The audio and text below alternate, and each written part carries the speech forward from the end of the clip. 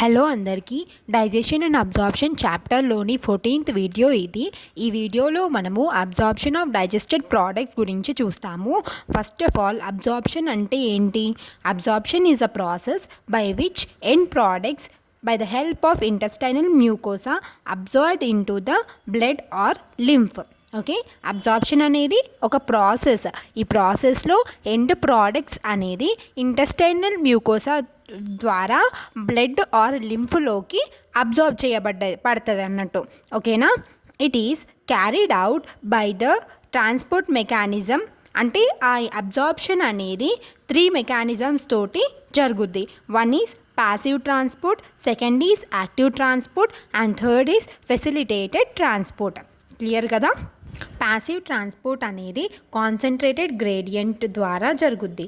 అదే active transport వచ్చేసి it requires energy. And facilitated ట్రాన్స్పోర్ట్కి carrier protein help తోటి transportation అనేది జరుగుద్ది. ఓకేనా? ప్యాసివ్ ట్రాన్స్పోర్ట్లో కాన్సన్ట్రేటెడ్ గ్రేడియంట్ హెల్ప్ తోటి జరుగుతుందని చెప్పాను కదా.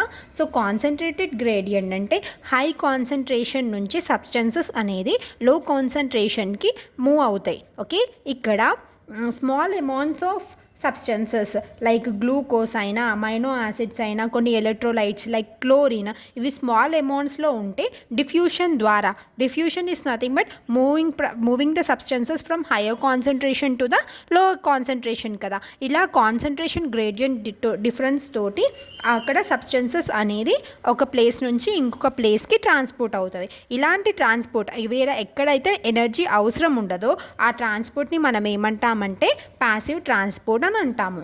ఇప్పుడు యాక్టివ్ ట్రాన్స్పోర్ట్ గురించి చూద్దాం.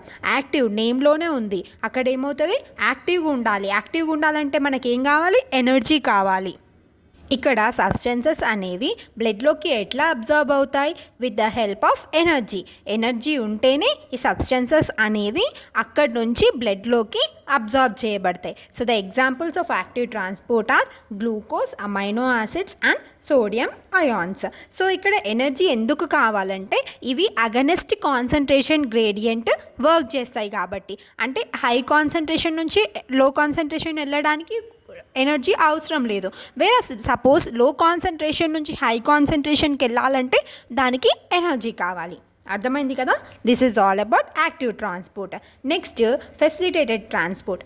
ఫెసిలిటేటెడ్ ట్రాన్స్పోర్ట్లో ఫెసిలిటేట్ అంటే ఎవరో ఒకరు ఫెసిలిటేట్ చేయాలన్నట్టు. ఇది ఒక ప్లేస్ నుంచి ఇంకొక ప్లేస్కి వెళ్ళాలంటే, ఐ మీన్ బ్లడ్లోకి ట్రాన్స్పోర్ట్ అవ్వాలంటే. సో ఇక్కడ ఎవరు హెల్ప్ చేస్తున్నారు? It is helped by carrier proteins. So carrier proteins help తోటి ఆ సబ్స్టెన్సెస్ అనేవి బ్లడ్లోకి అబ్జార్బ్ చేయబడతాయి. ఓకే, అవే సబ్స్టెన్స్ గ్లూకోజ్ ఇంకా అమైనో యాసిడ్స్. క్లియర్ కదా? సో ఈ విధంగా glucose, amino acids and some other electrolytes are transported into the blood. And ఇప్పుడు మనం వాటర్ దగ్గరికి వద్దాం. వాటర్ అనేది ఎలా ట్రాన్స్పోర్ట్ అవుతుంది? It depends upon osmotic gradient. Okay, osmosis help తోటి వాటర్ అనేది అబ్జార్బ్ చేయబడుతుంది. Clear? Next fatty acids and glycerols. So ఇంతకుముందు గ్లూకోజ్, అమైనో యాసిడ్స్ ఇంకా ఈ ఎలక్ట్రోలైట్స్ అన్ని వాటర్లో సాల్యుబుల్. ఓకే, ఆ విధంగా ట్రాన్స్పోర్ట్ అయిపోయాయి.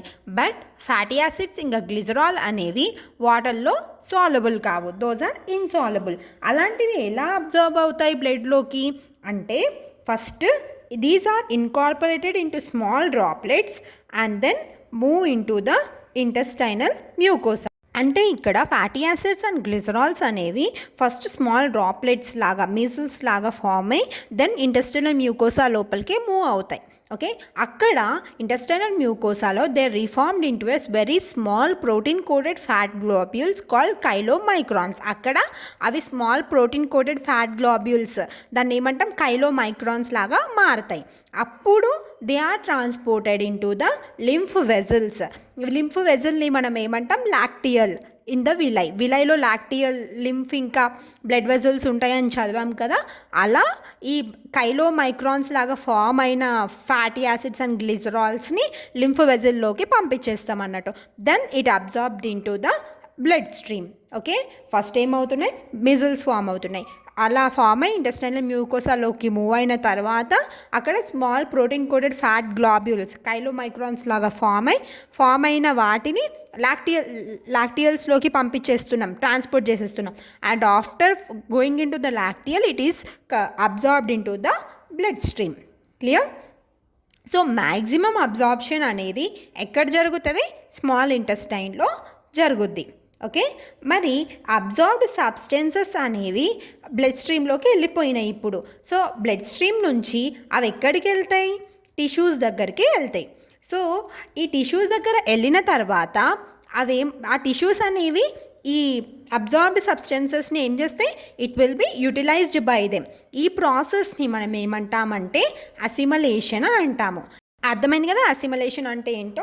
ఎప్పుడైతే అబ్జార్బ్డ్ సబ్స్టెన్సెస్ అనేవి టిష్యూస్ దగ్గరికి రీచ్ అవుతుందో ఆ టిష్యూస్ ఏం చేస్తే అబ్జార్బ్డ్ సబ్స్టెన్సెస్ని యూజ్ చేసుకోవడం స్టార్ట్ చేస్తుంది. ఆ యూజ్ చేసుకునే ప్రాసెస్ని మనం ఏమంటాం? అసిమలేషన్ అని అంటాము. సో ఇక్కడ అబ్జార్బ్డ్ సబ్స్టెన్సెస్ స్టోరీ ఖతం అయిపోయింది. ఇప్పుడు అన్డైజెస్ట్ సబ్స్టెన్సెస్ ఉంటాయి కదా, undigested substances are nothing but digestive waste.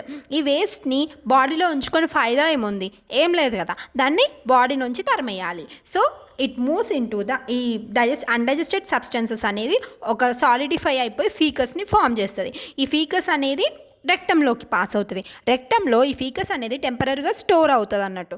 So store అయినప్పుడు ఒక న్యూరల్ రిఫ్లెక్స్ అనేది ఇనిషియేట్ అయిపోయి ఈ వేస్ట్ని బాడీ నుంచి తరిమేయాలనే ఒక అర్జ్ అనేది డెవలప్ అవుతుంది. ఓకే, ఈ విధంగా ఫీకస్ అనేది బాడీ నుంచి వెళ్ళిపోతుంది. ఓకే, దా ప్రాసెస్ని మనం ఏమంటాం? డెఫికేషన్ అని అంటాము. It is the voluntary process. Voluntary process అంటే మన చేతుల్లో ఉంటాయి. ఇన్వాలంటరీ ప్రాసెస్ అంటే వీ క్యాంట్ డూ ఎనీథింగ్, అవి ఆటోమేటిక్గా దానికదే జరిగిపోతుంది. క్లియర్? సో ఈ డెఫికేషన్ అనేది మాస్ పెరిస్టాలిక్ మూమెంట్ హెల్ప్ తోటి జరిగిపోతుంది. పెరిస్టాలిక్ మూమెంట్ అంటే తెలుసు కదా, contraction and relaxation, muscles contract and relax అవ్వడం వల్ల సబ్స్టెన్సెస్ అనే ఫ్రంట్కి మూవ్ అవుతూ ఉంటుంది. So this is all about absorption of digested product. Clear? Thank you so much. I hope today's topic is clear to you. If you have any doubts, comment below. I will answer your questions. Thank you so much. If you like the video, don't forget to like, share and subscribe.